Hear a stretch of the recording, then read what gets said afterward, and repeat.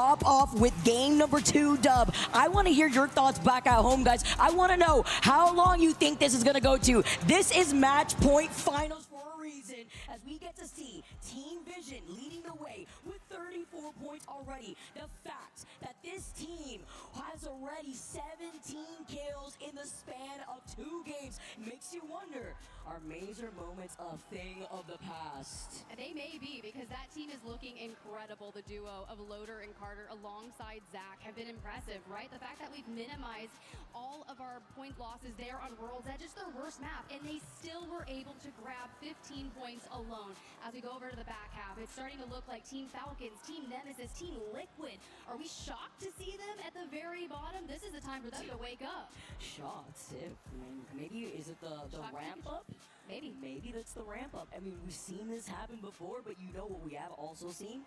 It would just be a Cinderella story from Zach not making champs when he was originally on VP with Slayer and Lou, to getting the most wins in Pro League and now topping the overall standings. Team Vision starting off great, and as we've already mentioned, when it comes to match point finals, this is my favorite thing as we swap over out of World's Edge into Olympus. Yeah, the cool part about Olympus, right, is that we really love the left side of the map. So when you're thinking about that story of Team Vision, where did they prioritize?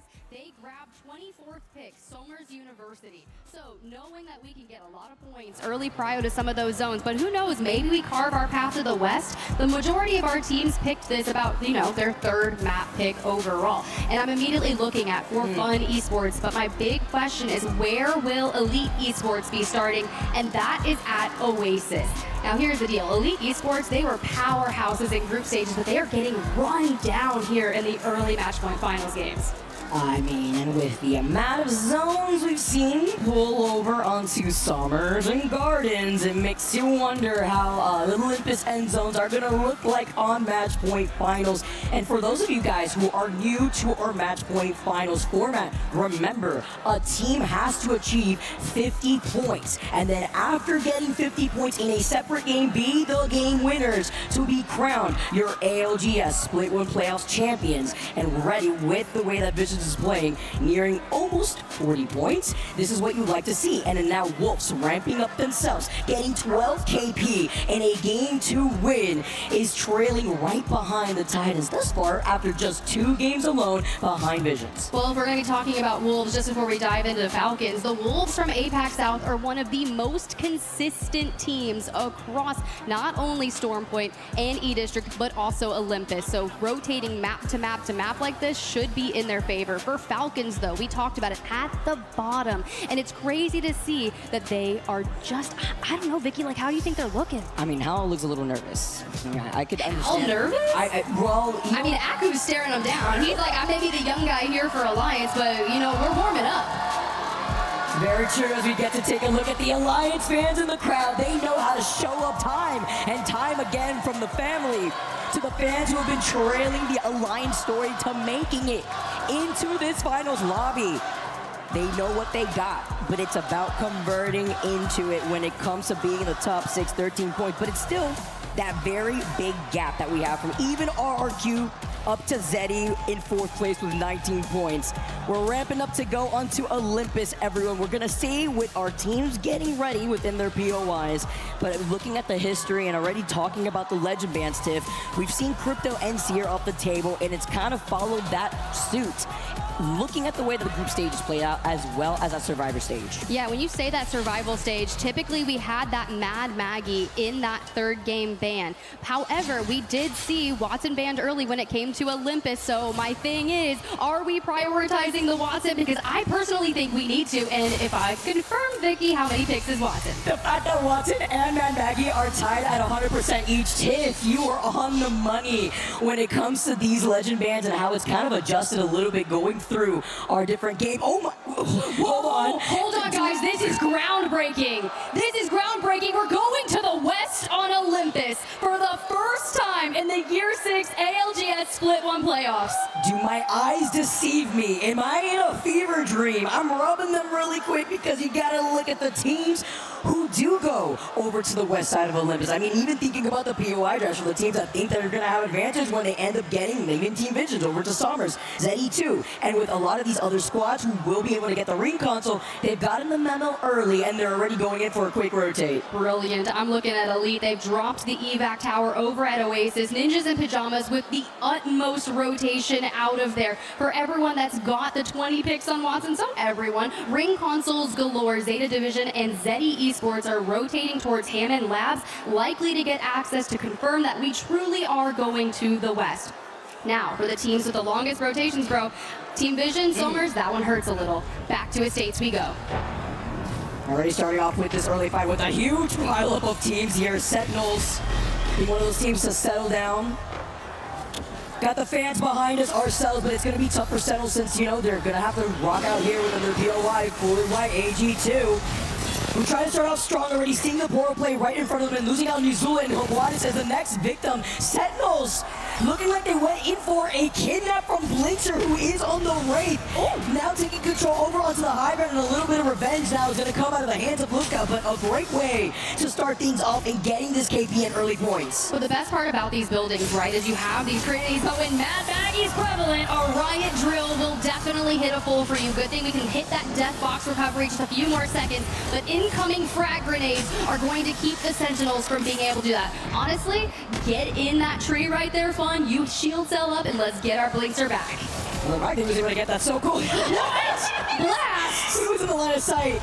We just spoke to the family of Gaming Gladiators, talking to the father and also the sister Charlotte, who has been able to be here to support her brother. And Gaming Gladiators have had one heck of a tournament run. AG, though, a team that also has been able to ramp up now down to a duo. Yanya's also on that raid to combat that with Blitzer being on the raid themselves, but with so many teams now moving up, there's a lot of space to share over by Estates. Yeah, it's been a slower start for AG Global for sure this entire week. They're one of our only teams that has not actually achieved a map win across our days here. So keep tabs on them as Sentinels are in the same boat. AG Global definitely looking to try and improve on this position. Portals galore to keep through the Watson fences, and we have not gotten Blitzer back just yet. Yeah, look, now gonna give it a follow-up here. As soon as the next to go, Sentinels are your first team eliminated for game number 3. It's a tough one here, Tiff, but it's gonna be a cleanup with so many teams out trying to farm this KP. GK not moving from their spot, happily sitting underneath these buildings, and with the amount of Watsons, every team having a Watson, this is what you can expect as RRQ also from within this building, trying to find an opportunity to try to get a kidnap and protect this portal with the Watson fences. And that's the thing, right? With so many wraiths and altars in our lobby, it's making these holding the vicinities difficult, right? RRQ have the wraith, so sure, they can't pop through a floor to go. They have to go in through the fences as GG last alive here. Next to the pylon, fences are up, going for the res. RRQ trying to get up there, or do we? Do we full send this? No, there's too many teams here. I mean, with NIP and Cole being so low, which, by the way, this has been one heck of a tournament looking at Cole. He is going to be able to go back and they get the finding strafing flame on the other side of that portal. Curve was ready for the suppressed fire just in case, and you saw those Watson fences lined up to try to block out the mouth of that portal, but Vayne gets caught as the riot drill does more than enough since he was literally 1 pixel of HP. With 19 squads left, though, it's literally just a drive-by with these teams just poking from afar, but the missile, once again, the drill just drilling into the team underneath that. As the nade, oh my gosh, the finishing blow to find Vayne, and now we get to get the Deathbox res on their side. And Gaming Gladiators with 5 kills so far in this game alone. Just need Zane back, our fragger. But if you keep those riot drills frying into the other teams, whittle down their resources, however, those pylons are going to keep. Meanwhile, we need a replay of this. Unlimit, move in and take out Alliance. Alliance going out early once again. Better looks here for Unlimit to scoop that up on an isolated fight. Over onto the north side on the outskirts of Oasis where there was a ring console, right? So you could have gotten that information. Team Luca are going to be transcending through Fight Night. Out of the north side is RRQ, not letting NIP breathe for a second. Remember, they sent out that nade that landed at their feet before. They can't catch a break with another death box res that we saw too in the feed. As Strafing Flame, hopefully he's going to be able to get these shields up. And see GG now move up. And that's some side-by-side highlight actually from Sentinel, since this is their POY. That's how they felt a little earlier. But the live feed is on the bottom left here as AG do get a knock after they lost out on Hawades. And it was with a portal push to find NIP. Ninjas in Pajamas also eliminated during that skirmish as we tune into Enter Force 36. Oakley is down and Synap and choosing to play around the pylon. Currently open with multiple options for teams to stare at them here. But Reject, also another team hailing from APAC North, were the ones initially dealing that damage to them before deciding to back away. The team's not trying to get involved in the pile up here. Reject trying to clear this northern side closer to that evac tower. We see where E36 is situated over onto the choke on the north side that exits. We're Unlimited at taking that fight earlier against Alliance. But a lot of teams playing on the edge because this is going to be a Southern Estates pool. Ooh, that's going to be crazy. So we don't actually pull straight towards Dockyard. We bring up the map. You can see right there, Zeddy Esports holding just on the outskirts of that rift. Team Falcons there. Team Nemesis back in their home of Dockyard. Do have Reject just ahead of them, but you have to start thinking about where we are going to approach that next circle and what information do we have. The ring console there at Dockyard will be able to get hit by the Watson from Team Nemesis, and they'll know exactly how they need to approach this. It's not going to be easy considering we have about 8 or 9 teams playing around the Estates area, and of course that little pocket with the 2 survey bins outside there. Ooh, that's going to be tough. It's going to be great too, to at least being able to hold on to the high ground if they clear that southern side of the zone. It really depends on that pilot that we will eventually see against Zeddy as well as Team Vision before they end up wrapping behind them. But it's a side-by-side with Falcons. Mention having a pretty rough start. Tip now playing off the southern choke themselves and playing it safe here, while E36 not so safe themselves. They do lose out on Synap in the process thanks to poor Rufa, who catches it with a hemlock. Yeah, Synap plays a lot of these movement characters as kind of main IGL, and it's just getting caught out on some of those entry moments. Oakley and Juzna now kind of pulling together, playing behind the knockdown, under fire. Wolves from the back end, though, shooting towards Reject could allow E36. No, just kidding. We got Unlimited in the mix, and Enter Force 36 go down. Unlimited is seeing the buffet in front of them and is scooping them up just for themselves here. Gonna be able to get that KP as they end the division also are neighboring the other side of the wall once they get through that choke.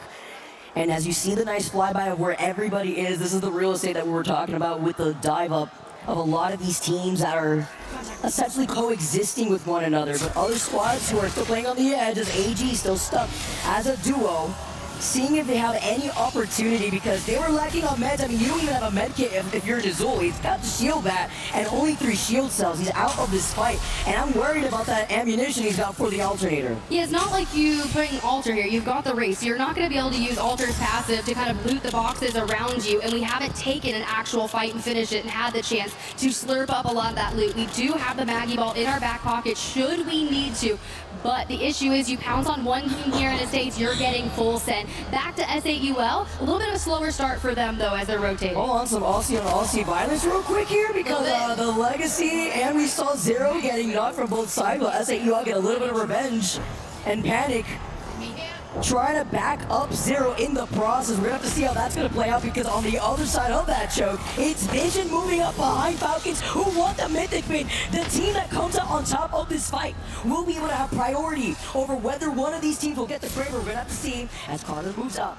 Looking on the other side of the lip, though, it's still this other fight happening against S8UL and Team Liquid, so it's this pile up as Vision has to be careful because the 3P is behind them from Zeddy.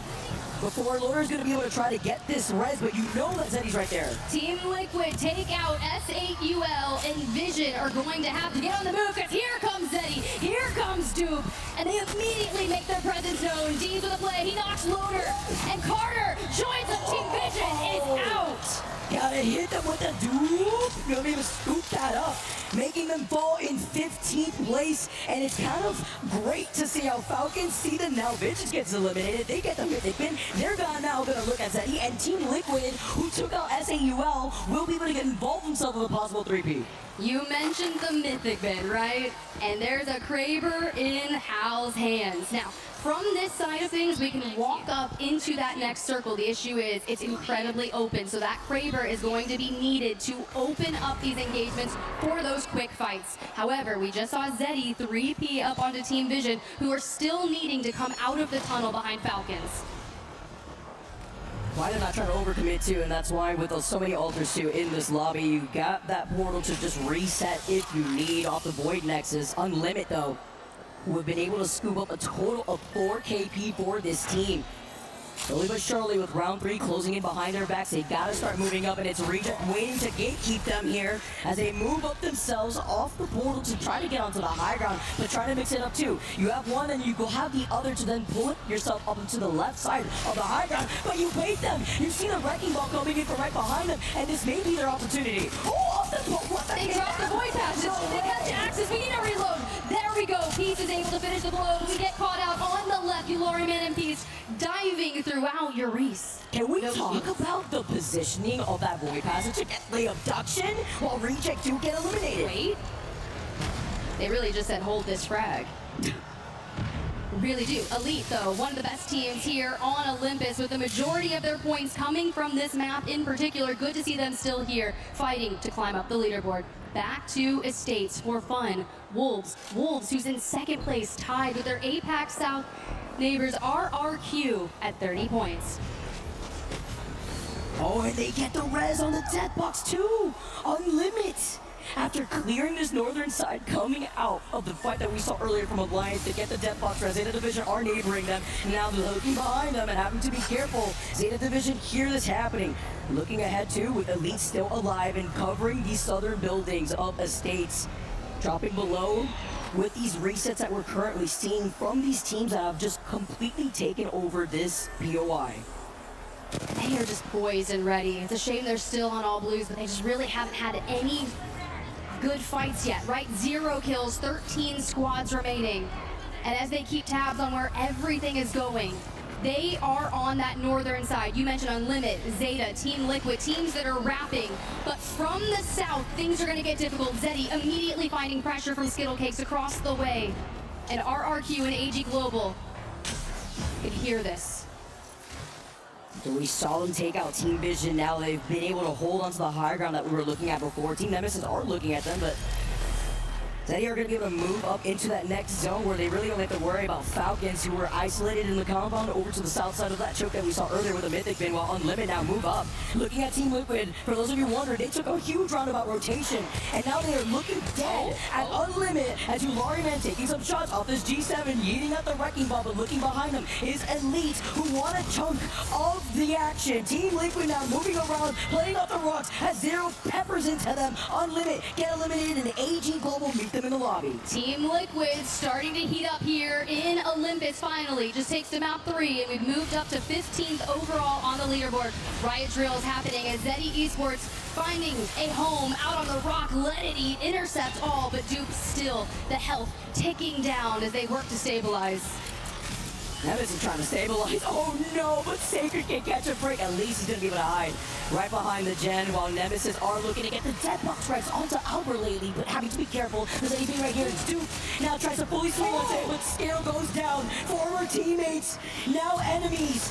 As Sacred now tries to swing, playing off the knockdown shields, and look who tries to involve themselves from the high ground, forcing Deeds to back away. It's the pile up here as Gaming Gladiators have not left from their position. They see the opportunity, they dive in, and now Sacred's left alone. But a huge shot from Sacred! Huge! As Wolves do take out the solo, but that's without Sacred taking on Gaming Gladiators next. And that's what happens when you move into Estates with multiple teams. Everyone's looking for angles.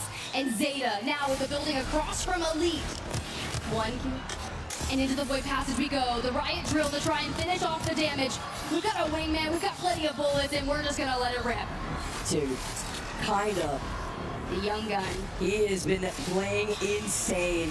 81 bullets though in the R9, taking chip shots out of Yuka, who is going to be able to use that Void Passage, but taking their time as round 5 closes in right behind their backs now. This is going to be difficult for them to make this next rotate because it's only Wolves, For Fun, and Liquid in this next zone.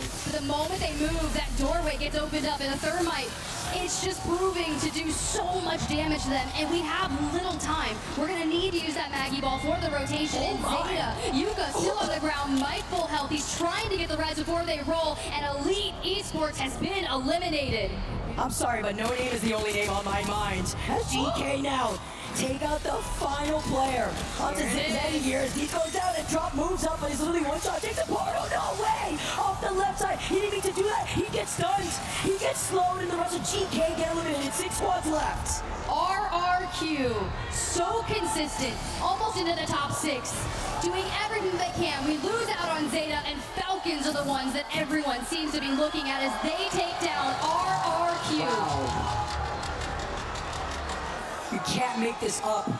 Falcons on the opposite end of this final zone with Liquid on the north side. Falcons taking away 5 total KP in their pockets with his remaining 4 squads, and with the Mythic bin, Hal has the Kraber, he's got the gold R9, and he's looking at the teams like for fun that will have to move out of these buildings on the opposite side from Liquid Wolves Esports. The best part about that is not only that, he grabs an L-Star, throws the Kraber on the ground. He's probably going to use the rest of the bullets, pick up the L-Star for endgame. Falcons are going to do so much damage in a little time once this circle collapses. But Wolves are the question on everyone's mind. They need 12 points to hit match point. Wow. So close with the way that Wolves have been playing. Hal, Kraber in hand with just 4 bullets. Not going to have the infinite ammo. L-Star in the other before backing away. Not having that amp is actually huge. I mean, look at this. They are starving in terms of ammo. Wall T2 with the gold hemlock, it looks like, with Wolves now taking their time and looking at for fun. And we have to talk about Team Liquid as well, right? On the other side, like you mentioned, they're going for a 2-1 split. The job of the solo is to keep Team Falcons from moving north and not rotating towards the east. Wolves and for fun, at some time, you're going to have to hit these ults. With the Valk, though, on No Name, we know they like to take to the sky to see where everyone is and slam down at the end.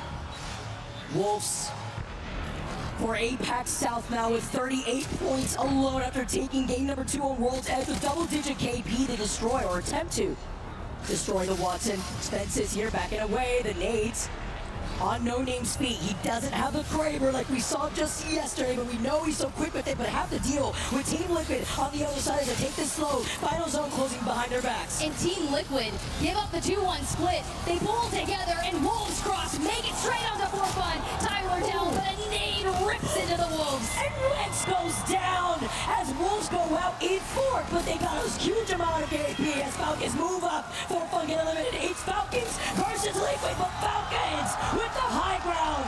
They take game number 3 on Olympus. We talked about this moving into Olympus, Vicky. What was that going to look like with Falcons and Team Liquid at the bottom of the leaderboard?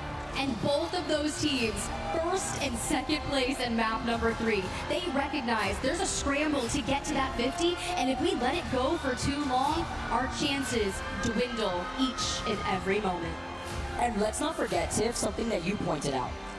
Falcons and Liquid were literally in dead last in this lobby before this game. Yeah. It be like that sometimes, Vicky. It really do. But we've seen crazier things. And the fact that both of them, by the way, with Falcons taking the lead over Liquid because they take that dub, but that both of them got 7 KP as we see the CEO fans in the crowd. That has to be just a sigh of relief because it can be such a momentum-based game. And you have to remember, Team Liquid, Team Falcons, these guys advanced on through the group stages. They didn't play through that 10-game gauntlet survival, so they had a day off. In a sense, those first 2 games they played, warm-ups. We're just getting started.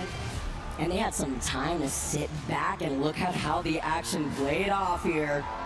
As we get to see the fans, Team Falcons, they rise up, fly up, while Team Liquid do come right after them.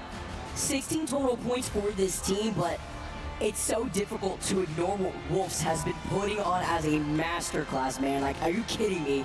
Already at 38 points, RQ right behind him with 37. I mean, this top end of the overall standings after just 3 games alone is already looking to build its gap across the rest of the lobby. Look, I tell you, that's just why I wear sunglasses all the time. You saw me down in the metro, popping the sunglasses. I'm just trying to be like Strafing Flame, okay? But he hasn't had the capability to net a win just yet.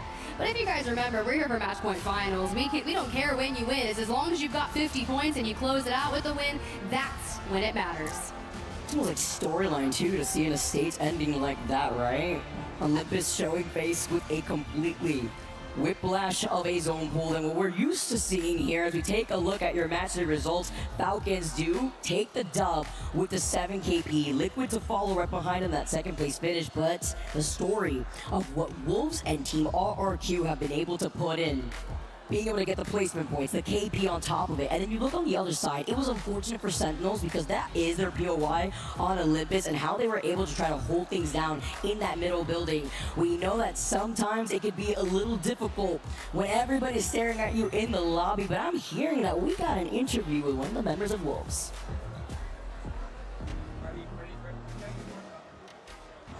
3 maps into the match point finals, and I have got Crazy Kong here from Wolves. Listen to the crowd go crazy. I love that.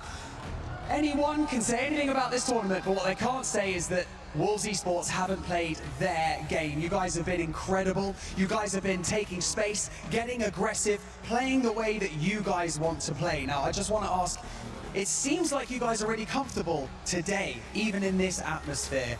Does it feel that way? 那也可以看得出，今天你们战队就是手感火热，就是进攻性也打得非常非常的好，然后今天就明显你们状态好像今天非常特别的出色，你们是否也感觉如此呢？对的，因为我觉得今天我的队友们的状态和自己就是精神的一个状态吧，都非常的好，所以我觉得今天我们是非常有信心的。Absolutely, I feel like it's not just us being in good form, even our mental state. We are in absolute tip-top form, so we are very confident in going all the way here today. I love that. I love the positivity. Now, having said that, it hasn't entirely been plain sailing throughout this tournament, but focusing on today, have you guys made any adjustments, given the level of teams that are in this lobby right now? And also, just to kind of back that question up, map 2 was super impressive, winning on World's Edge. Is that your comfort map? 今天应该说这场比赛到这里来，你们这个路程也不算是完全顺利的，也碰到一些挫折的但是今天能明显感觉出你们这个状态非常好。你们是做出了哪些调整吗？比方说当时图2你们已经成功的获胜了，那是因为那张图那张地图对你们来说是最顺手、最就是发挥最好的一张图吗？其实也不算吧，因为我们是第2局的唯一一家纽卡索队伍，然后我觉得我们的战术储备也好，包括前面受到的挫折也好，都是让我们今天打得更好的动力吧。I wouldn't say that the second map was like our best map, but I would say that the journey over here up to this point, every single loss that we've had, every single death that we had, we learned something from it, and we've been developing as a team, and this is what allowed us to become who we are today, right here, right now. Spoken like a true top team. I love that. Now let's touch base on that match 2 win once more. Did that boost the confidence and give you some momentum to think that this dream can now become a reality, that EWC victory? 你们刚才第2场的获胜，是否直接给了你们这种信心、这种动力，来让你们坚持冠军呢？我觉得会的，我们一定会往最终的目标去冲。The map 2 victory absolutely has, and right now our targets, our aim, our sight is aimed towards the grand champion. Oh, I love that. Listen to that. That's great. Thank you so much for joining me in this interview. Oh, let's go with the shake. Thank you very much, Crazy Kong. Don't go anywhere because we've got another interview lined up. It's Rain Day with Zach. That's right. Major moments redefined. That's been the last year for you, Zach, and Team Vision, of course, Loader and Carter. How has it been? I want to walk through that last game. You were a little upset. You and Hal were exchanging words on the stage because you thought you had the game-winning spot. Yeah, I mean, we knew we were making a really good play. And we knew we were much closer to purple armor than the team in front of us. We knew it had a free walk-in and, I mean, basically a free game. And the Mythic spawned on them, which forced us to fight them early. We got third-partied, and we were the ones that died. And, it's a battle royale at the end of the day. Sometimes the luck doesn't go your way, and that's what happened. Happy for them that they won, but you know, I feel good that I still had a really good game plan and I got to see them win a free game. If it worked out my way, different story. Yeah, takeaway is that you were in the right position to take advantage of the success. Now, you did have success. You were the first team to jump out and win that game.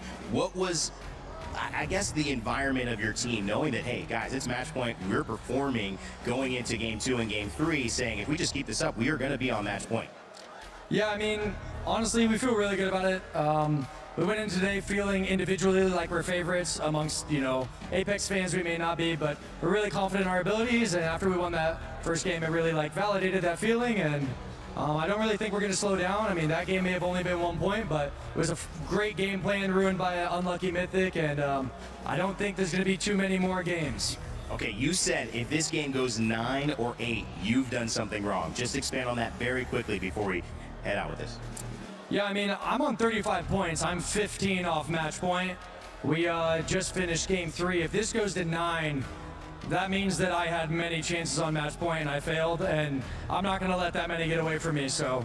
All right, well, there's a good juju here. I think the last team I interviewed on stage won the next game, so we'll see if you can continue it. Zach Mazer from Team Vision. So much more. ALGS Match Point Finals coming up, so don't go anywhere.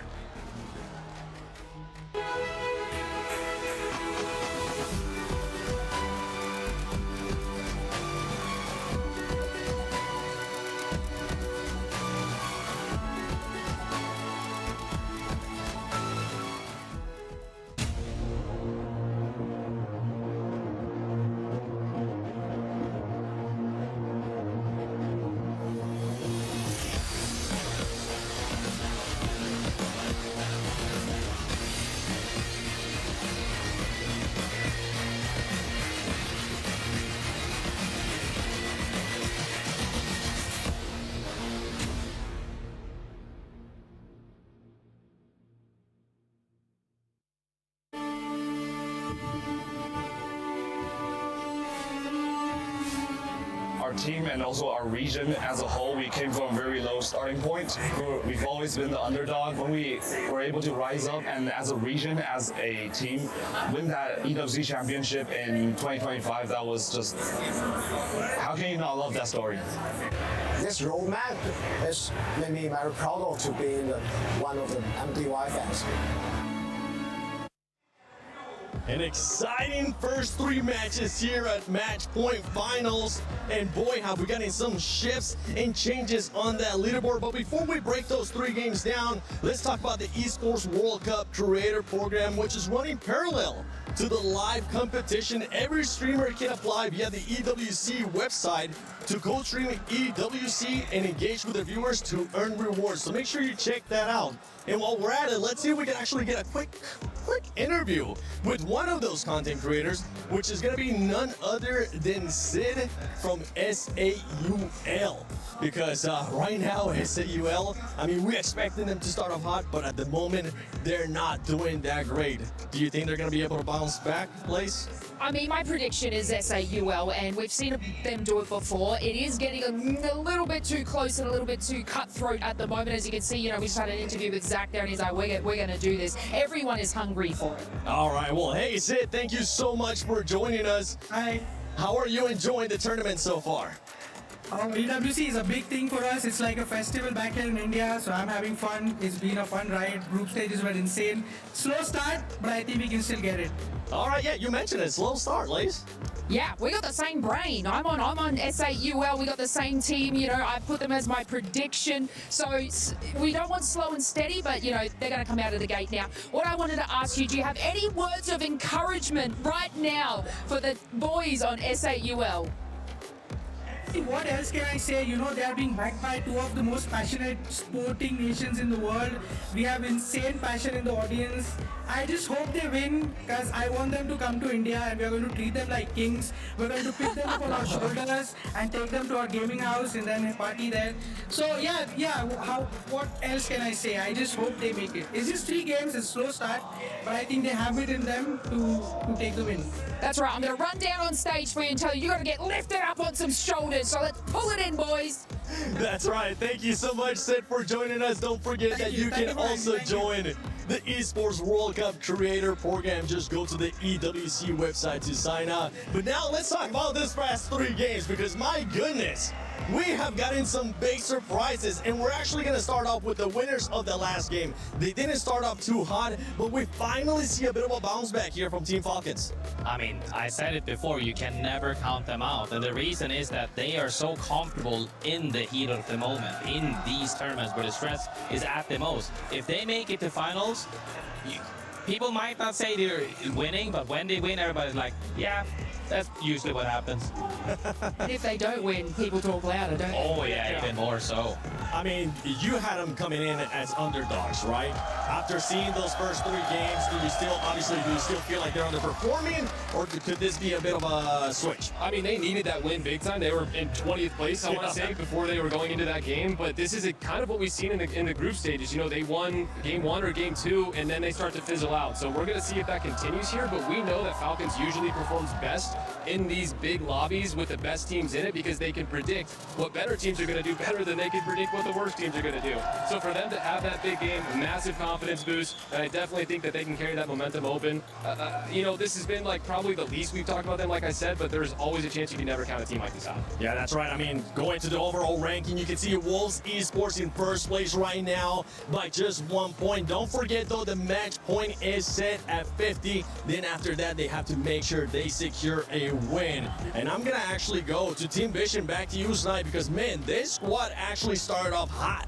Yeah, I'm so pumped for this team because they had the most wins in all of North America. They came into this tournament, they know how to win games. Zach Mazer, with his IGLing, they win 50% of the games that they get to top 5. We've already seen them in 2 top 5s, 1 win, 1 not. And, you know, I wonder if that game 2 is going to come back and bite them a little bit, because they really did leave a power position to go put themselves to clean up some kills. I know they wanted that KP, they want to get to that match point format, but at the same time, you don't need to change your game, you just got to get there. And we saw what happened in that last game. They focused too much on Falcons and they got flanked. Someone wasn't watching their back. I kind of wonder what the comms were like there. But overall, I know for a fact that this team is someone that everyone needs to be worried about, because they can win games in a match point format. That's what you need to do.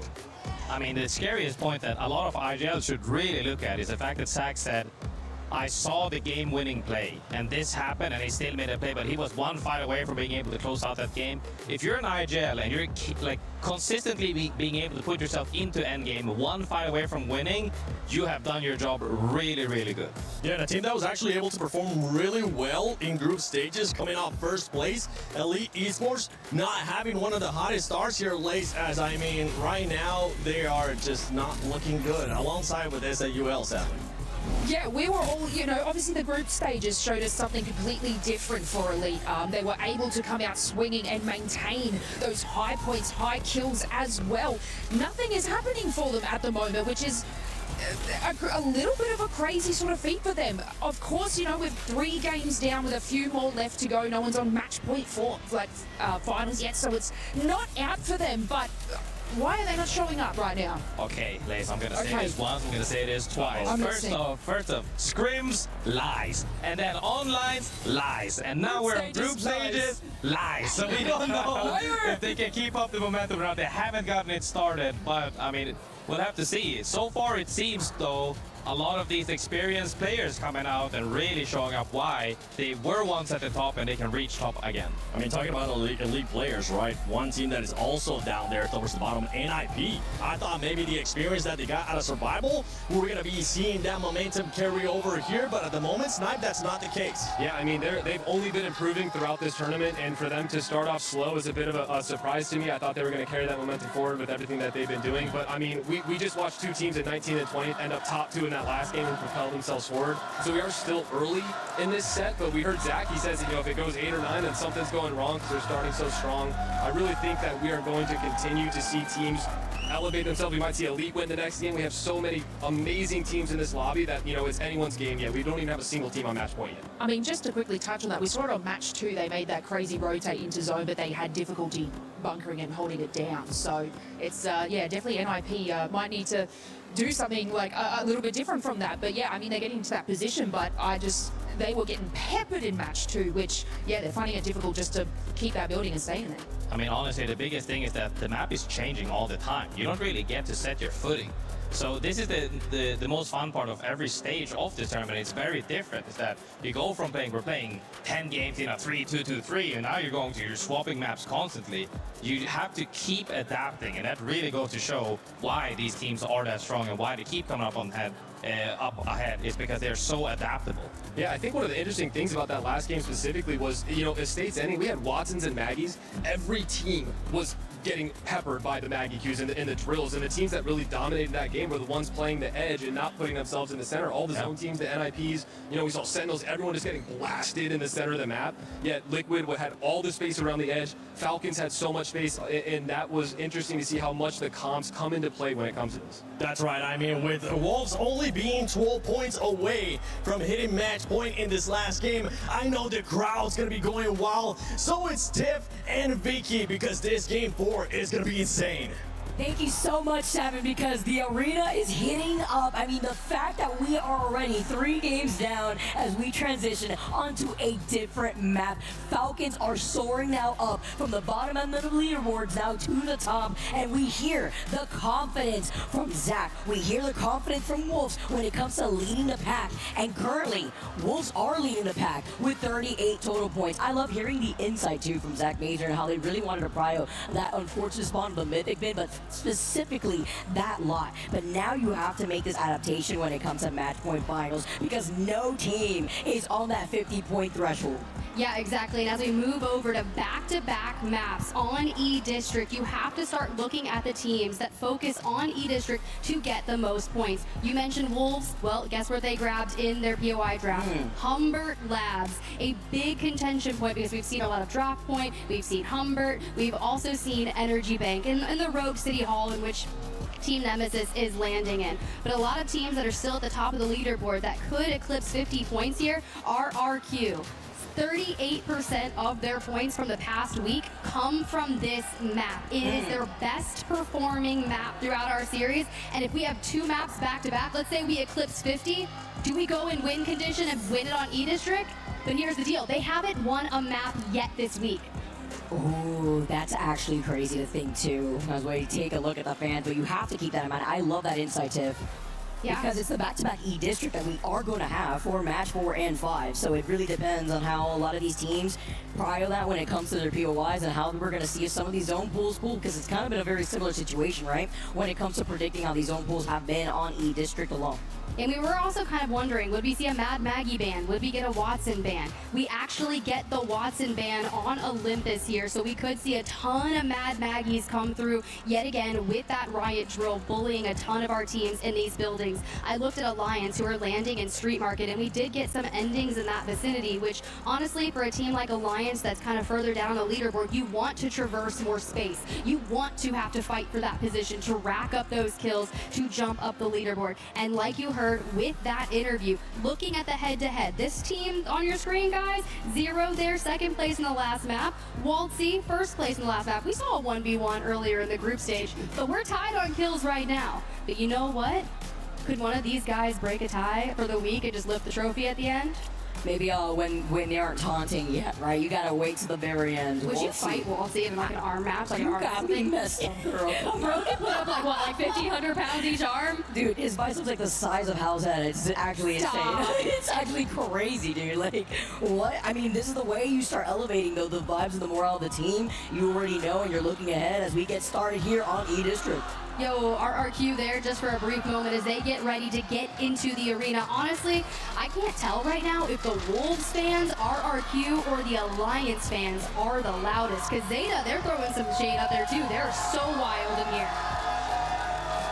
That's what I like to hear in the crowd live from Paris. The energy is unmatched when it comes to our Apex Legends Global Series. Energy in the crowd for our lands. There's nothing quite like an ALGS land. So the fact that all of you are here in Paris to witness all of the action live just goes how much to show. You guys are dedicated to Apex Legends. You are dedicated to players. You're dedicated to the community. So why not get into it? Let's move to E-District. As we move in, and we got game number 4 on the horizon. We've said goodbye, by the way, to Watson as she was tied in our legend picks together with Mad Maggie. Imagine just getting drilled from afar when it comes to playing inside these buildings, especially when it comes to teams that will be using the void nexus off these altars that you could absolutely expect going into E-District. All right, now if we look at match number 4, Legend Select has occurred, and Guild is on Caustic. A ton of Maggies throughout, so there's a good chance that we are going to witness a Maggie ban with a 100% pick rate. Altars are 16 of them in the lobby, which means Wraith only 3. Definitely going to be using the Altar's Void Passage a lot more to navigate all the different buildings throughout. But here's the deal, guys, that Caustic, it's going to be really nice when you think about hitting ring consoles and where you have to go. Information is critical, and to the north we go. Team Nemesis just there, hovering at City Hall, popping an evac tower. They don't have a ring console, right? So that's going to be difficult for them because they may look to grab any kind of information. With that Catalyst, they want a ring console. That's really important to note, too, with the way that a lot of these teams are already quick with this rotate. Maybe trying to get that insight with these survey beacons, too, but now trying to play a little bit behind while AG Global do move out of Resort. After getting that survey beacon and just trying to wait things out, they do have 2 Evo Harvesters on the outskirts of where the zone is going to be pulling. But once again, it's kind of been that City Hall zone whenever we see these zone pools.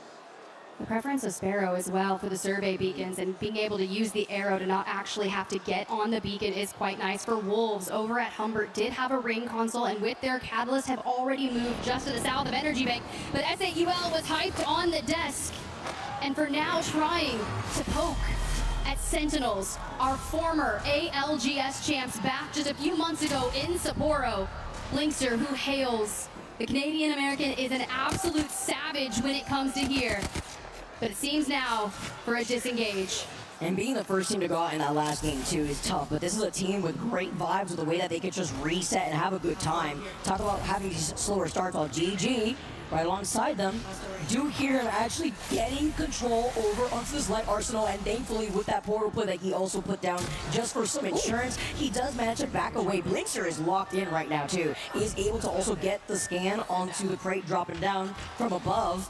Get some more of this Evo charge, too, before looking ahead of the teams who may have found themselves up in the high ground by that building, because we know, coming out of City Hall, there is that high ground that we see a lot of these end zones end up pulling towards. Just imagine what would happen if they hit the back-to-back. That would just go to show how good of an IGL Blinkster is and how fantastic Monsoon and Fun are. But back to Wolves, who only need 12 points. How many times have we witnessed over this past week, not only No Name going crazy, but Crazy Kong and Wen alongside them? Some of the most fantastic endgame plays. Love hearing a Crazy Kong, too, ramping up with the rest of Wolves.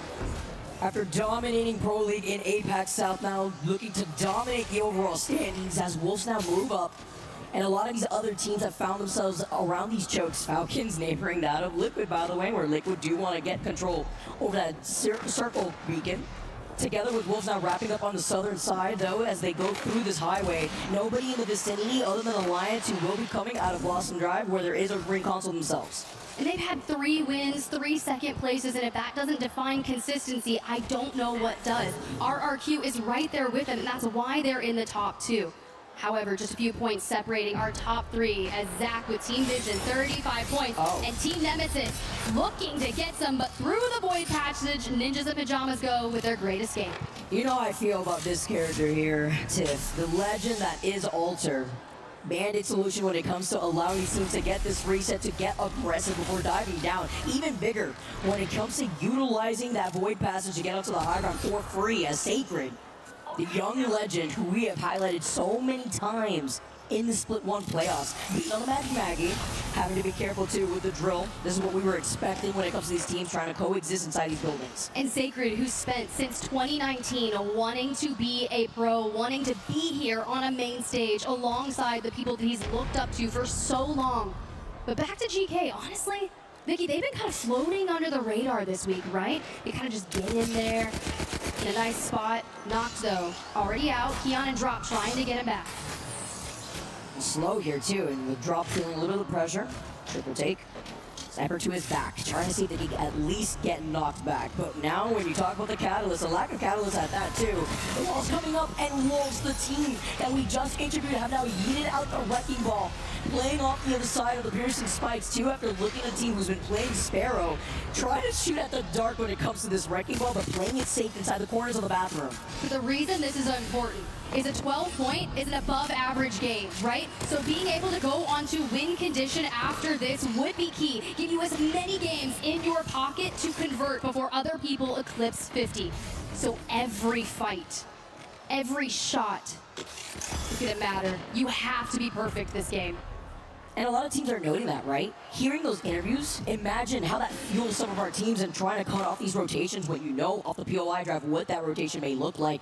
As we see a flyby with RRQ being another one of those teams, but they're going to be hanging out over the middle part of the energy bank. There is no team around here. I mean, they're just going to get the information off the survey beacon, and the ring console, so they're just going to be playing objective, but it's that big pile up that's happening over on where the zone is going. And it's a little more of an aggro comp for them, right? The Mad Maggie, Alter, Sparrow, they're focused on getting kills, throwing down damage, and completely assaulting whatever team lies in their path. Brief check-in with Nemesis, still in the building, still holding it down. You've got Falcons on your screen, your most recent map winners, who have now gotten further up the leaderboard, not quite where they want to be just yet, but into the top 5 they are. For that circle, we pop just a bit north of where Team Nemesis are, so that's going to favor Team Falcons. But my thing is, where is Team Vision? Based off the interview with Zach, being able to outline what that game-winning fight is. Is it against Falcons? Do they see the same thing? Are they going to move against each other? Because here comes Team Liquid from the north as well, and those 3 powerhouses keep hitting against each other early. And I just really love the insight from Zach Mazer, noting that if he would have controlled that building first, it was unfortunate with the Mythic bin spawning there and encouraging Falcons to also situate themselves there. I mean, what would have been that endgame, right? If they had found that spot first and not gotten third party. I like being able to see the what ifs here as Vision now take a roundabout out of zone rotation to come out of resort to play off the back end of where Falcons is. They did hear the evac tower, by the way, so Falcons may now look behind them since there's 16 ultras in this lobby that allows a reset with the Void Nexus. And there's something you have to think about. Falcons are the only team out of Team Vision, Team Falcons, and the team we were talking about that have the caustic, right? Yeah. So they can get ring consoles. Everyone else, you have to realize, hey, if there's a team by me that has access to a ring console, there's a good chance they have that information, and we play off them. But Interforce 36, meanwhile, have been going through it. Juzna, the fortress, the gas fortress. He is pretty safe, even if he is a solo. You could see just the caustic traps settled all over that bottom floor. Now, it really depends on how E36, though, has just is forced to move. How he can try to get away. He's trying to dance around them, though. Not he can't get around the corner because the 30-30 has claimed his head and has claimed E36 as the first team to go out in this lobby. Those 30-30s, the moment you hear it, it's like second worst to those Kraber shots. You just know. You clench. You're like, oh man, it's coming for my head at this point. But nice job there for Nemesis to use their high ground and those line of sights to grab kills, because they haven't left where they've been. For Team Vision, like we were talking about, right? Using Sparrow, Alter, and Mad Maggie similarly to RRQ to go aggro. Their objective right now is to eclipse 50, and that is all that matters. Oh, wait, hold on. Crazy Kong going down, and now the Art Star nades in No Name's direction. He gets knocked next. This is so hard. Wentz, he sees the TV from the other side. He's trying to play around it, being on the other side, but he can't stay alive. Getting great. Elite come out on top, and they clean that up so quick. And that's what a fight looks like when you don't have Watson. Let's just put it that way. You don't have the pylon to intercept those nades. You don't have the perimeter security to break through. And even with the catalyst, the piercing spikes, the reinforcement of the doors could not stop the onslaught that Elite brought to their door. It was a very nice clean fight too, right? They did it very quickly with the nades that they were able to put right at their feet. After going down now as our second team, though, this opens the gate for a lot of other squads to try to, a little cheeky portal there. At least Rush trying to move forward because there is a team trying to harass Elite. Vision, though, remember we talked about how they were able to take an evac tower to play on the edge of resort side. All right, look at this right now. Zeros out towards their left in a 2-1 split for Team Liquid. They rip Carter down on the front lines, and this is where you have to stabilize, because Team Liquid, once they smell weakness, do descend upon it. and 0 on the altar with the movement capabilities to make it happen, but they're being smart about it. They're not going in with their blinders on. They pick the knock. They know the reset's coming with altar still in the lobby. Literally, like just having that void nexus. Once again, it's like the insurance that allows these teams to get these free resets, but Liquid not overextending, hold the side of zone. While on the other side, though, for fun, looking like they're not having a lot of fun, because Team Nemesis are taking a picking out of them. Let's see as Tyler tries to jump down. Sees Nax though on the back end side because there's a player on the other end of the stairs. And now moving up, I believe they're pinging to the possibility of a third party, forcing Tyler to back away. This is not good. The Mythic Fin is just south of this fight in Nemesis. Ninjas in pajamas all send for fun. That's what I'm talking about. The distance, these angles that you can have in E-District once you get to this area of the map on the buildings. We're still not in the circle, right? So get all the loot that you need here for Ninjas in pajamas and focus north. And the third party was there, but it was a duo of GK where there is a replicator on top of Team Nemesis and as well as a Mythic Fin. So now GK move up, try to harass that one solo of Team Nemesis who is on that Mythic Fin. But Skittlecakes has the high ground. Like, looking to see if he can give you some press fire. It's definitely a Hunger Games cornucopia if you're going for that kind of vibe. Like, you're like, oh wait, I get my teammate back and I get a Mythic Fin, but Nemesis, they're not gonna let you have it. Sacred, eating with the RE45. I'm gonna need you to get some energy ammo and feel a little better as we move to circle. But just one more player left of GK. The fact that Monsoon too also finds Lifka. Action non-stop. Sacred. Every time I'm looking at this player, man, he's always got the RE45 in his hand, and with the Mythic Fin in their favor, having a lot more walking away from this building because they will have to start inching to the north, where we'll be pulling, not towards the high ground where we've expected time and time again, but on the bridge on the north side of City Hall where Vision, Zach himself, called it out on this rotate where Liquid is neighboring them. Well, they're going to have a big fight later with AG Global for that power position on the west. Elite Esports on your screen on the south side. For Falcons, who have just rotated in, find a spot in Guild, getting the caustic barrels down, immediately covering their path.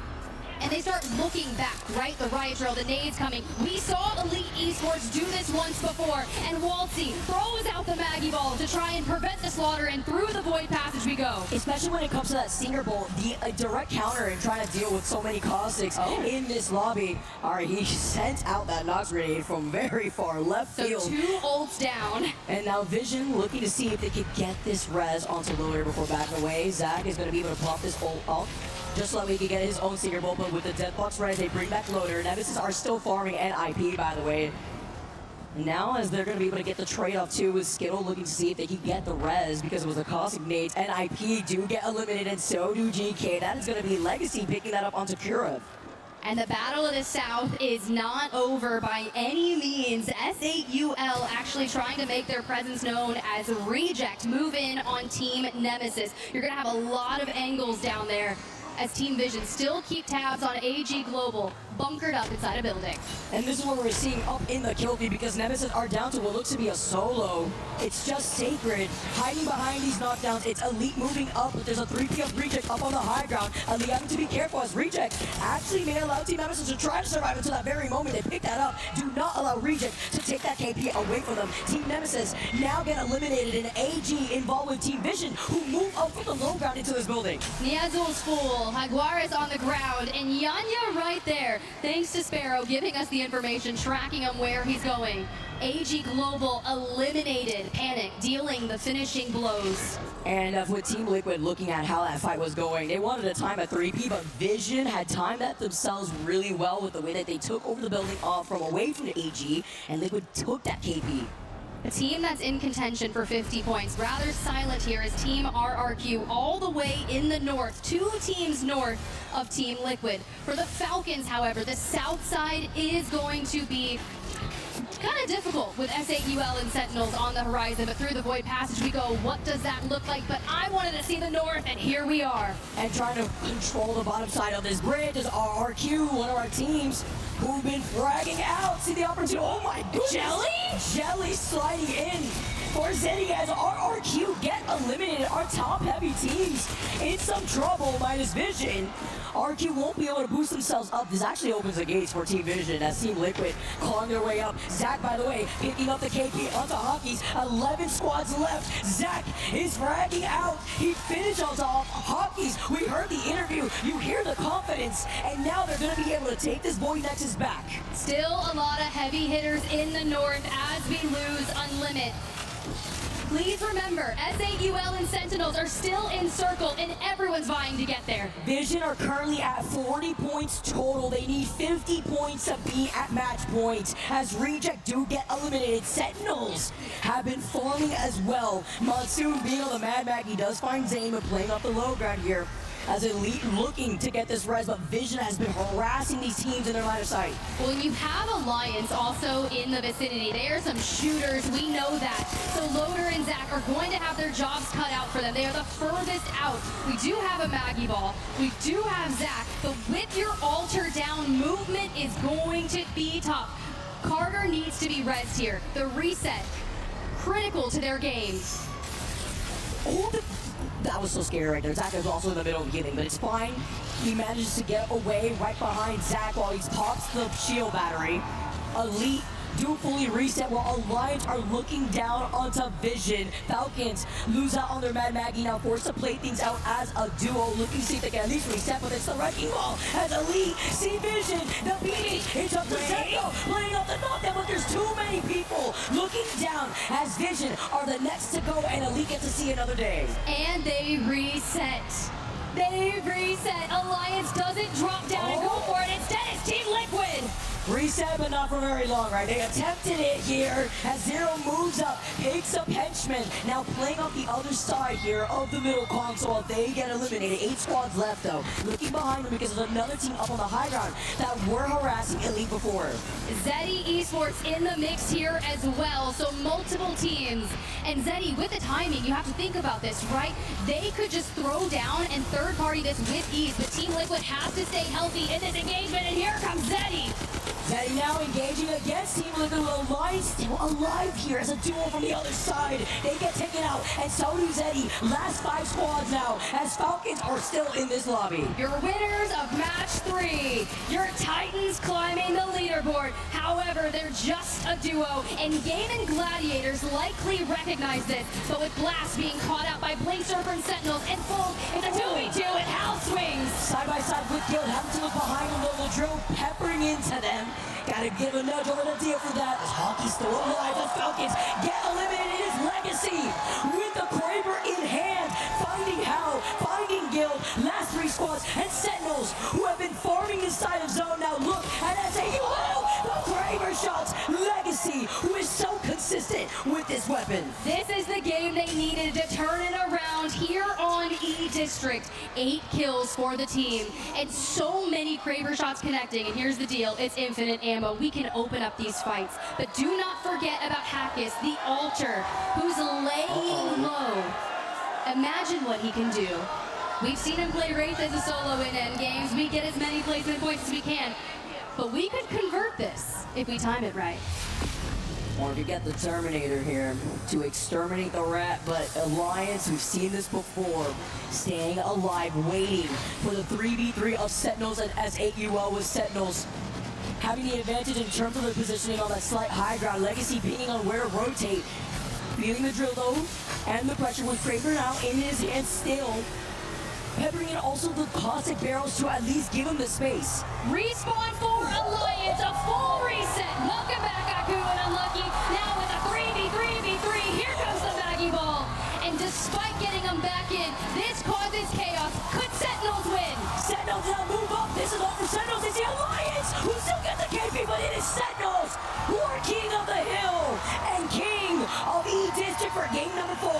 Sentinels with their first win of the Year 6 ALGS Split 1 playoffs. Better late than never, boys. This is what matters. You lock it in on Match Point Finals. That was was nasty from Augie's. The fact that he pulled off that res, the fact that they still won that fight against SAUL was unmatched. But it was Sentinels with 9 KP to take game number 4. They held that side of zone for so long. We saw their names lighting up the kill feed too. And that was with them going out first in our previous game. Let's not forget what happened on Olympus and now turn things around to get the win. That was a good game from them, right? When you start to think about it, they started in Canal Plaza. We're going to the north. It's such a quick rotate for them. They're allowing themselves to set up in Godspot. But not only that, they defend all of the sieges towards their building. They are our ALGS champs from Sapporo, guys. There's a reason they are this dang good. And you've got to give it to SAUL, right? Sure, 3rd place in that match. But what they did, they had the caustic ult. They were poised on resources and abilities for that endgame fight. But Alliance Hackis getting that reset as we kind of dive back to our top 5. This is where you see Falcon swing the duo of GG and that Hackis push as they're coming down, because that's what he has to do. They see the res go up, they're going to jump on it, so Hackis goes up to put the pressure on them first. The bait is insane. I mean, the fact that they even lost that fight, allowing Monsoon to wrap right behind the man to take the win, I mean, we'll take that any day. SAUL, they were hungry. They wanted to dive onto the res. Hockey says, come to me real quick to get 2nd place, and Sentinels just clean up on aisle 3. And we even saw Blink a few times get a kidnap, as he's usually known for, right, to kind of kickstart this momentum for them on E District. You love the energy in the crowd. You love that Alliance, by the way, slide through its 2nd place spot for game number 4. And again, we also have to mention that it is the back-to-back E District.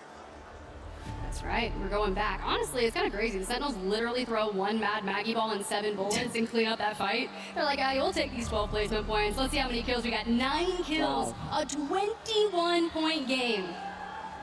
Do you know how good that is to get you back into it, right? And for Zach, who was saying, like, if we're still going to game 9, I made a mistake. They just needed 12 points. We got half of that. We got 6. They're getting close though. They are. They're incredibly close. Alliance there with an 11-point game. If that is kind of our floor, our dud for a game, going into the top 3 as a solo and bringing everyone back, it's a little unfortunate that I only got 2 kills from that. But it's Team Nemesis who started in City Hall. Yes, they went out in 14th, but if you're going out in 14th with 7 kills from your building, that just goes to show you how good you were defending everyone that was full sending you. It's just not quite enough. We need a 20-pointer. We need a banger. And even trying to take a safer rotation, right? Until we saw this collapsible fight. Taking a look at some of these highlights of the end game here with Team Liquid now having to go from the under part of the bridge. I really do like the zone pool too, because then you have to mention Sentinels who were clearing their back end of the POI that they have been, and then ZE2 making a mention as in these last 5 squads, Waltihog got him down earlier, but with the Mad Maggies in this lobby, Tiff, it was a bloodbath with that drill. We won't be seeing her anymore. No more with the Warden, as I like to call her. And SAUL, they want the shiny object of the res before their eyes. Before Sentinels, it was with the Wrecking Ball and a nice strike to take that game. Ooh, and with Mad Maggie gone, does that mean Gibby coming out? Does that mean? Oh yeah, 100%. We want to see our Gibby boy, but there it is yet again. That end win for Sentinels, dominating the fashion, timing it to perfection. Guys, we're literally just getting started here at the Year 6 ALGS Split 1 playoffs at EWC, and I could not be more excited. I know, right? I mean, the fact that we are going on to game number 5 after hearing our interviews, after hearing how confident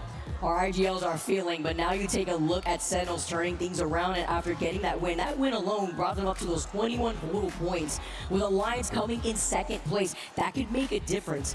We heard it from Lace too, as SAUL kind of starting off slow, ramping up here. They didn't get that 2nd place spot or that 1st place finish, but it was the 9 KP that they at least got in their pocket. And that is a big deal for them, right? Because sometimes with SAUL, yes, they can net themselves the win, but maybe it doesn't have enough kills to go alongside it. So if you're getting the 7 placement points and 9 kills, a 15-point, wait, hold on, time out. We pause for this. That was so crazy. Yeah, you're nasty, Legacy. You're nasty. We love that. For overall rankings, guys, remember the key number is 50. That is what we want. Teams that are 12 points away, I'm looking at the APAC South squads of Wolves Esports and Team RRQ. Team Vision, you guys heard it. If Zach did something wrong, if we go to 9 games, well, blame him, I guess. Well, you know what's also scary too is with Wolves and RQ going out a little early in that previous game, the fact that there are 38 points nonetheless is a few points away from overtaking Vision in this first place spot. We could easily welcome, what, 3 teams here at match point depending on how this rolls out for game number 5. And we went how many games last year, Vicky? You were there. 13? It went the was a gauntlet. distance. It was crazy. Worse than a survival stage. But you know what with match point finals, my favorite thing is one more game. It is. We got some more Apex on the horizon. I mean, just the fact that you even see the Krager shots, that 2-in-1 deal will absolutely take that. As we see a nice little flyby of our pros and what this means and how these teams were now able to turn things around. Maybe a slow start for some of these teams, but with the back-to-back on E District, it sets the likes of even Sentinels to take this momentum and roll into Game 5 with it. Ooh, I'm ready to see it. And we got the Wolves fans. That's actually such a gnarly fan right there. Like, how cute is that? It looks so fluffy.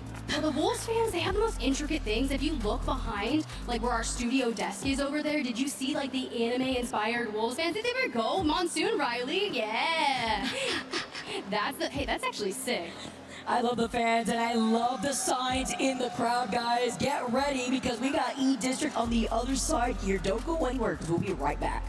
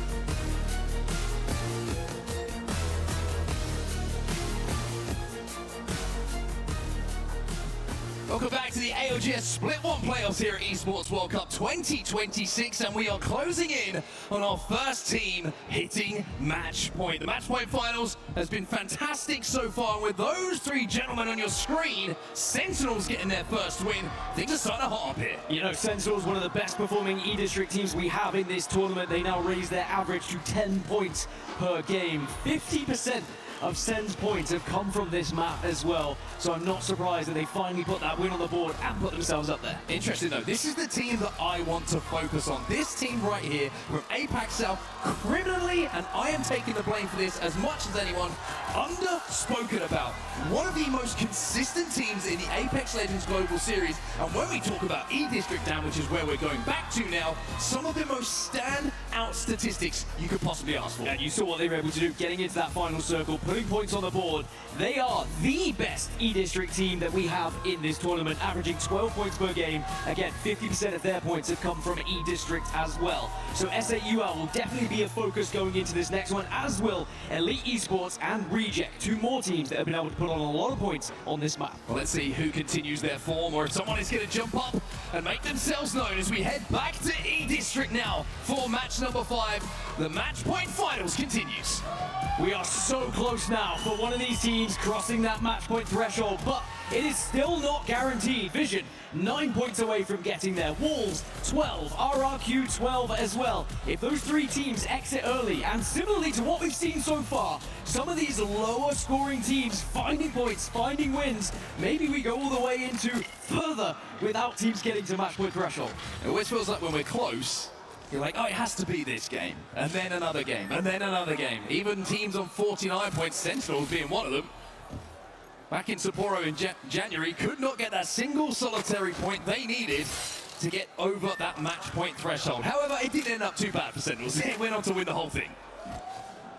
And what a booster this is for Sentinels' chances now as they close in on halfway to match point threshold. Well, you wanted to see different zones. We're going to be heading to the southwest now of the map. Enter Force 36 in prime position for this one. For Fun are moving very quickly from draft point, and Alliance are going to have priority too. Remember, Alliance did get to that end game, and currently they sit in 8th position, so they're also putting a consistent amount of points on the board. Yeah, second place, if I'm not mistaken, for Alliance in that game as well. Somehow out of the dropship, you saw the POV of Aku. No mags, no problem. He was hitting every bullet and then unlucky clean up the pieces, denying S8UL their chance to win that game and opening the door for Sentinels to close out. But Viaduct is looking pretty, I would say, spicy when it comes to where you want to be positioning yourself. But a lot of teams actually heading to the street market side here. Yeah.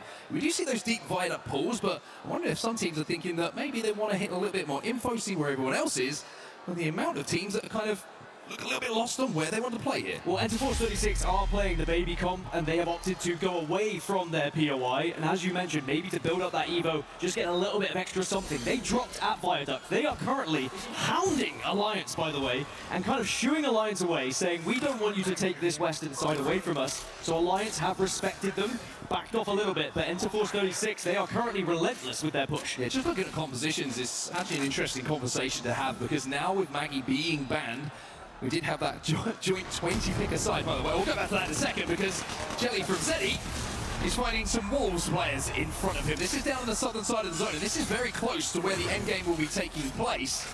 And it looks like a little bit of an engagement ends with no harm, no foul for either side. Everyone's still healthy for now. But going back to composition, the fact that Maggie has been banned, now we are starting to see Gibraltar, Newcastle, and the baby comp start to come through. The counters aren't there that were previously available, so teams might be looking to play this one a little bit slower, build up to purple, get those purple perks, and then make the most of the composition. For newer viewers, baby comp has been defined as Gibraltar, Newcastle, and Valkyrie, because Valkyrie kind of carries the two through the air and slams to the ground, or because babies could play it. You judge, it's up to you. It's the second one. We are going to see Gibraltar banned in this game because we do have 15, so going into match 6, there will not be a Gibraltar, and the full baby comp will not be available. As up into the sky, there's a charge rifle available for Deeds.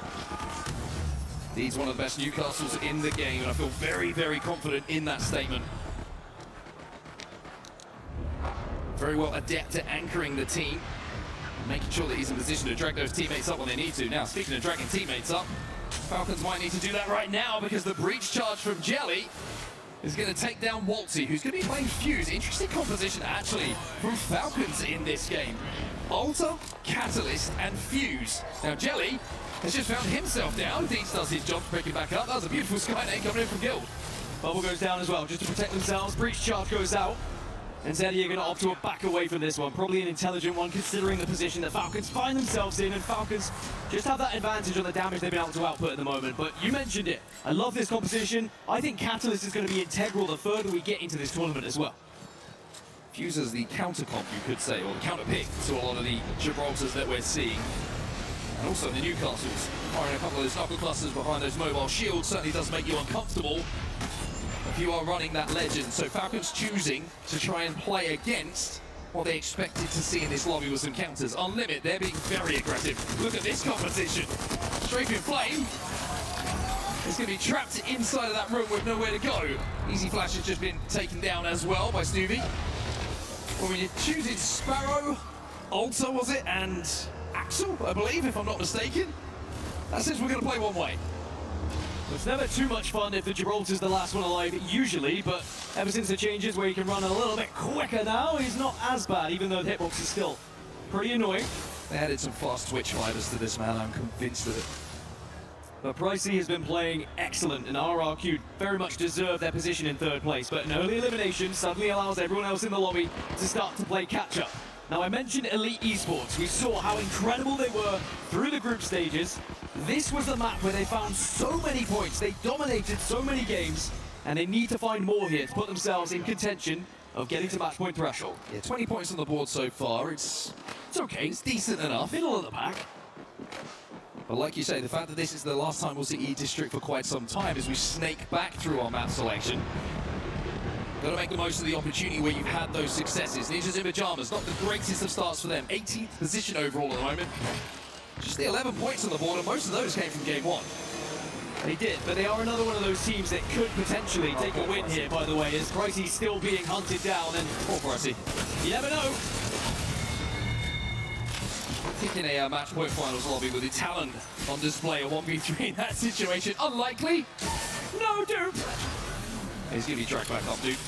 No problem whatsoever. Gets chased down by Zeddy Esports, as they will find those kills. They're completely isolated, deep in zone at the moment, Zeddy. As you can see in the bottom right-hand side of your screen, they're just outside the stadium. Where the zone is going, though, we are pulling down towards the south, down towards the back of Viaduct, where I was expecting to see teams start to converge upon. One team who's taken their time, though, is the team who came second place in the previous game, and that's going to be Alliance on that northern side, collecting some info. Yeah, they were at Street Market, and they've moved all the way around the west, hit the north, and they were bullied away initially by Interforce 36, and now they've been able to scarper themselves to the north. They will also be playing the baby comp that we were mentioning earlier. They have the Valkyrie available. I think that we've learned a lesson through group stages. Some of the baby comp teams who did have zone pull towards them really struggled because they weren't able to capitalize on the composition they are running. So instead, you go, you get your evos up, you get as much weapons and utility, and then you slam down into zone later and destroy one of these teams who is not quite as built up as you are. Yeah, I mean, if you can get that skyward dive up to purple,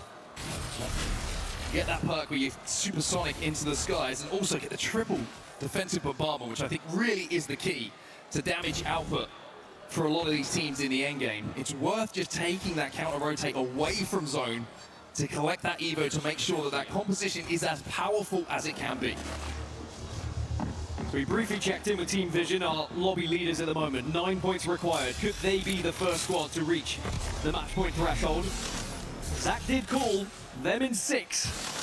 So they have to do it right here, right now. In the kill feed, Yanya's just gone down to the ring, so AG are also taking their sweet time. It looks like he's been picked back up as Team Liquid going for a very interesting rotation on the south here. They're actually so far off the map, they weren't even on my feed, but they've been able to sneak in behind enemy lines. Yeah, full wrap towards the southern side here, and this backside of Viaduct is going to be very, very precious to a lot of teams. This is where the zone usually pulls away from the main kind of crane structure that makes up the POI. So sneaking your way to that southern side is going to be very, very effective if they can survive towards that end game. A team who's very close to match point, Vision. We've got Enforce 36 inside of Street Market right next to them, as you can see from their POV. Only 9 points away, Team Vision. Oh no, Lota goes down. And it looks like the Void Nexus is going to be the play. You can already see that he's been dragged back. Castle was just sitting on that as Zach and Lota were extending to see that things went badly, that they could get back into the game. Now, Wolves Esports taking some damage, and it's going to be the wrap from Team Liquid they weren't expecting that's cost them crazy comp. Yeah, Team Liquid have just really created a lot of uncertainty here on the south. A few of the teams starting to get involved in this fight, thinking maybe we could pick up some KP, maybe we could take advantage of a couple of teams being weak. And Wolves are going to really have to try and battle back to get up to a full 3 here, with 1 being down. 2 will at least be okay. There's NIP also in the area and also noticing Team Liquid. Now GK arriving, and this is what happens in this game. When we have this many Valkyries, everyone's going to start to arrive in. One team who are very proficient when it comes to the baby comp is going to be GK. They ran it for so much of the split of Pro League. Team Liquid decide that they don't feel comfortable. Wow. They're going to go up into the skies here. Now they have managed to get up to full purple, so they're going to have all perks available. They're going back. And I don't mind this too much. I think it was just a little bit too busy for them. Yeah. And I think the actions of the teams around them, who were just being kind of a little bit too aggressive for their liking, they want to re-enter when the space is a little bit clearer, or maybe those two teams do start to engage with each other. I mean, during the toilet break, I heard Zero shout at one of the other teams, "Why are you inting me for?" Doesn't sound like Zero. And he probably feels like they would be a little bit vulnerable to some aggression. So Liquid reset. Falcons also on the southwest. Wolves still struggling at the moment. Ooh. It's going to be down to just Crazy Kong. And it was GK who have wedged themselves between these teams, who are causing a real problem for Wolves right now. So look at the kill feed. Alliance and Nemesis having a little bit of a scrap. Ninjas in Pajamas inside the zone will be safe for quite some time. Also, you can see SAUL picking up a knock onto Mike from Zeta Division. Crazy Kong, by the way. He's got a Moby. Just need to find the gap. Thread the needle. He's got both of the banners. He's got himself a catwalk. Oh no! And he might have forgot that there's 19 other squads available. It would have been very, very impressive to get that done. Maybe not right now. Yeah, For Fun aren't going to allow that one. Perhaps. And he's spent the Dark Veil. That's the problem. In day 6 of fighting, they've just been taken down by GK. Oh, dead. Wolves do not get the rest off. A valiant effort though, so close. Mere moments away from getting the team back in. He was happy to sacrifice himself. Well, now we have lost 3 teams, and 2 of those teams were in 2nd and 3rd. It opens the door for Vision to take a little bit of a lead here as we check back in with Sentinels now. That's a kidnap. Kidnap them. That's a kidnap. Wow, yeah, not much chance of getting back through the portal that time, especially with Sheila staring at you now. Alliance on your screen, 2 Amiya powerhouses. Close enough that they can smell each other, and somehow Hackers has found himself a Kraber already in this game. Massive in his hands as well. The fuse on though, the motherload is burning. They have to play behind the Newcastle wall here. Look for this res. Bubble's going to go down. Unlucky will be able to drag Aku back to his feet, so should be okay. But Elite are just waiting here.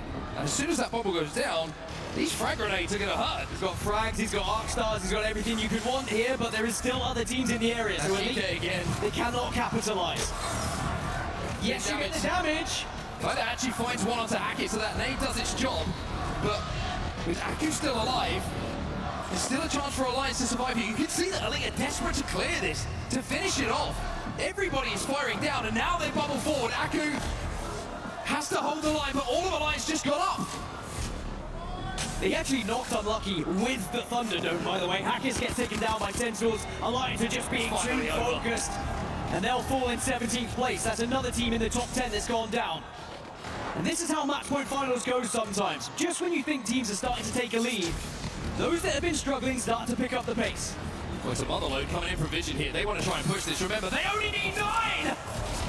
A Lota through the fire and the flames of the motherload jumps forward and deletes Watsy. Just like that, they only need 8 and a placement point on the horizon if they get into the top 15 as well. Now, this is a really big fight as well. Gildic does a good job of the rest of Falcons to retreat through Avoid Nexus, because this endgame position will be huge. You can see where the zone is going to be pulling in 30 seconds time.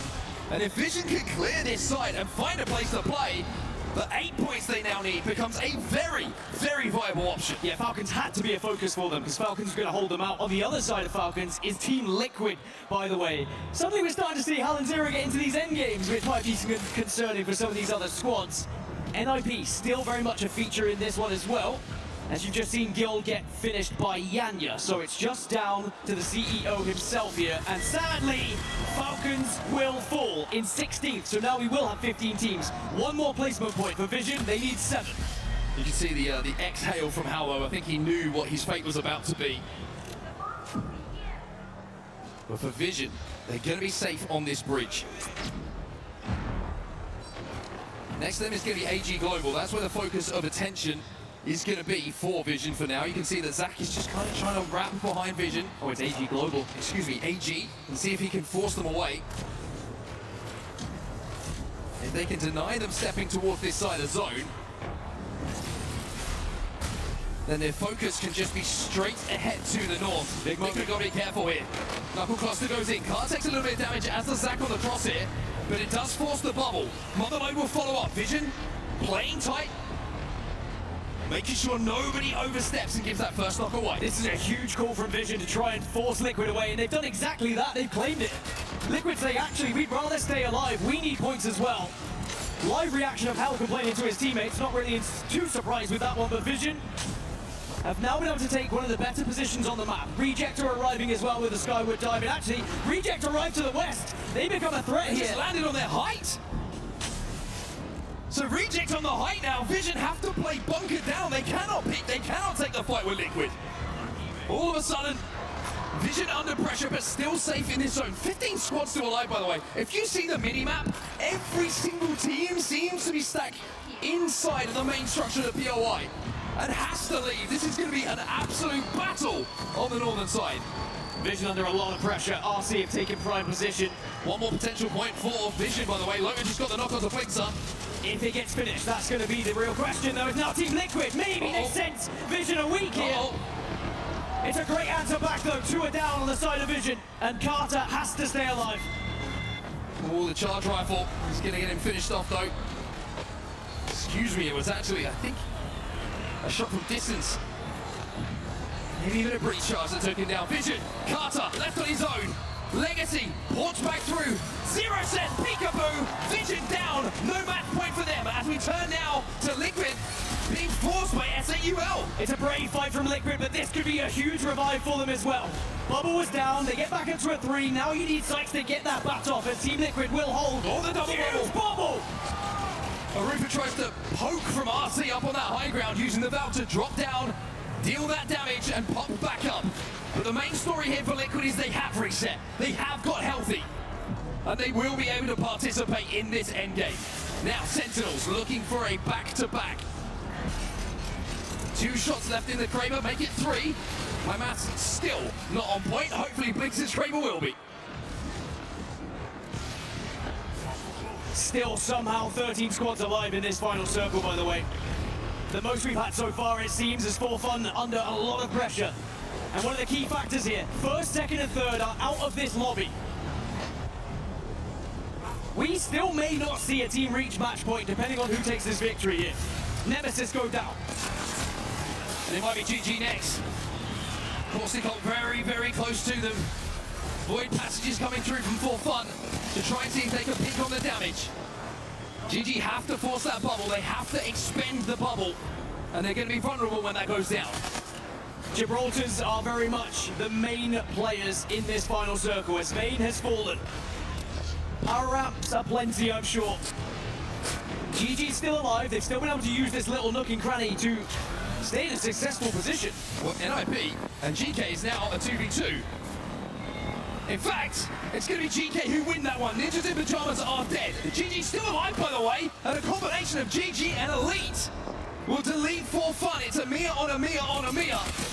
As we now jump back to the Americas. Zeddy on your screen right now. Half the lobby has been eliminated.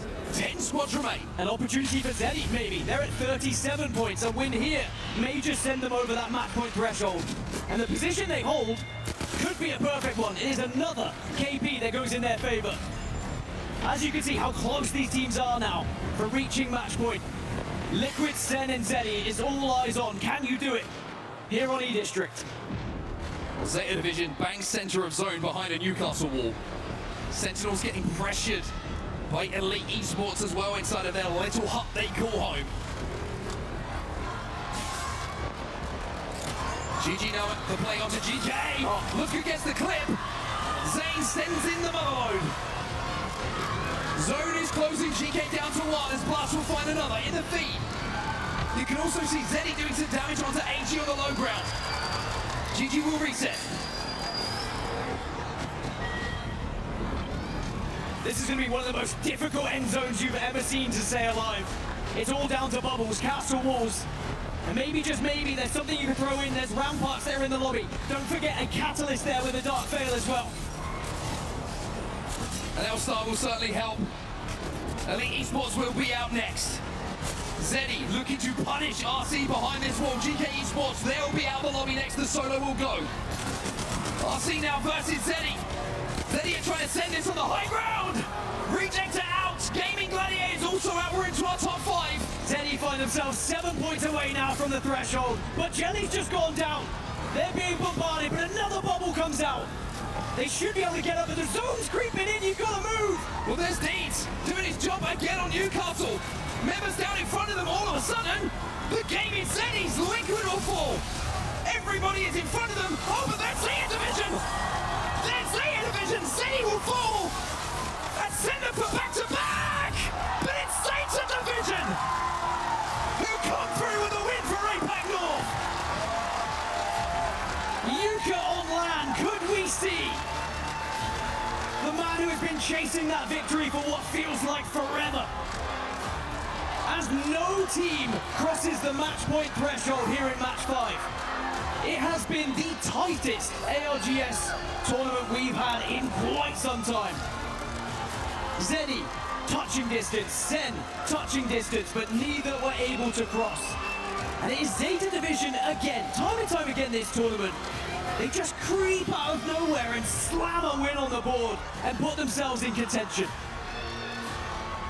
They just managed to avoid the attention of the majority of the lobby. They were playing down in a little corner on the low ground. Everybody else was just a step above them in each other's eyesight.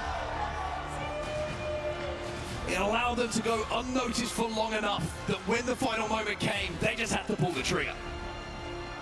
Zeta Division put 22 points on the board from that game, 10 kills, which is the same numbers Sentinels also found. 10 points for Sen, which actually puts them only 5 away now from that match point threshold. Our reigning world champions trying to go back-to-back with land victories, which is not something many teams have been able to achieve. You talk about the greats, you talk about the dynasties that we've had in this competition, the likes of Dark Zero, the likes of TSM. Could Sentinels be another name added to that list? Questions that will all be answered at the end of today when one team lifts that trophy. But the fact that we still do not have a single solitary team on 50 points means we get some more Apex, and that's what we love here in the Apex Legends Global Series, knowing those games are gonna keep rolling. Here's your match results. Dan, take us through. Zeddy also giving themselves a fantastic chance with the 12 points they put on the board. They are actually the closest to match point threshold, as we'll see later with the series results. Liquid with a big 12 points through kills alone. The way they were able to hold the southwest side of that zone was perfect. But then some teams still struggling a little bit down towards the lower half of the leaderboard. Big ones would be Ninjas in Pajamas, for example, our #1 team coming out of the Americas region during Split 1 Pro League are in 19th place. Enter Force 36 are in 20th place at the moment. They just haven't been able to get going. Well, here is that endgame from the POV, momentarily, of Zeta Division. You can see the carnage, the defensive bombardments raining down from the sky, nades, bubbles. It is absolute chaos inside of that final moment. You can see Fud at the end there. Comes down, I think he might actually die to Zoe. I think the last player actually Valkyrie up into the air at that point and avoided all the gunfire. You were quite right when you pointed out that they just were able to get away from everyone else, which sometimes as a Valkyrie, that is your job. You talk about those final circles, you talk about Gibraltar getting the bubbles down, Newcastle using the shield. As a Valkyrie, it is survival of the fittest. Well, survive they did, and as the games keep rolling, well, we have to wonder, is someone going to hit match point in a few moments' time? The ALGS Split 1 playoffs here at EWC will continue.